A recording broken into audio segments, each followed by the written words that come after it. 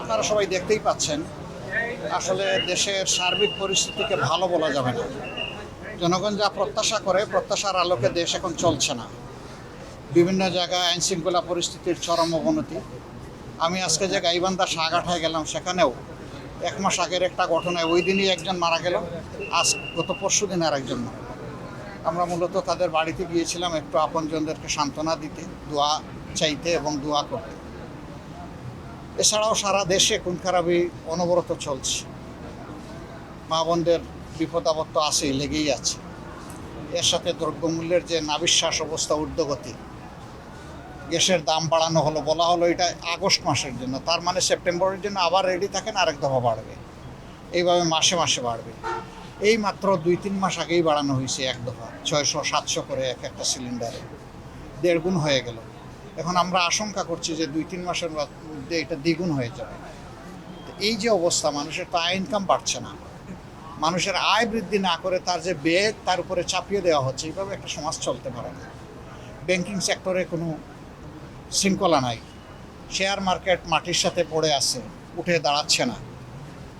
সাংবাদিক জগতেও আপনারা তো এখন স্বাধীন, সব কিছু বলতেও পারেন, লিখতেও পারেন, তাই না? আমি বিশ্বাস করি না। আমি বিশ্বাস করি আপনারা বলতেও পারেন না, লিখতেও পারেন না।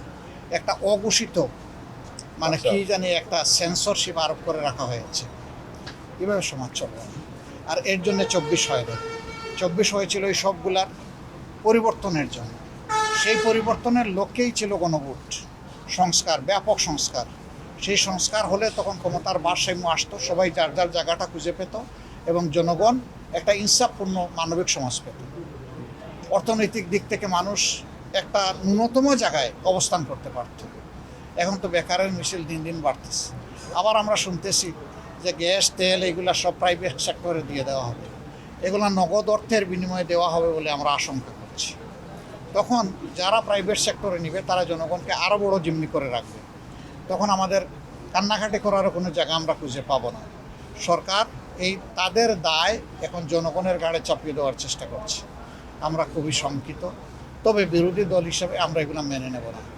আমরা এর অব্যাহত প্রতিবাদ করব, সামর্থ্য থাকলে আমরা প্রতিরোধ করব এবং আপনাদের সবাইকে এই কাজের সাথে চাই। আমাদের কোনো দলীয় এজেন্ডা নাই, আমাদের যা এজেন্ডা জনগণের জন্য, জনগণের কল্যাণের জন্য।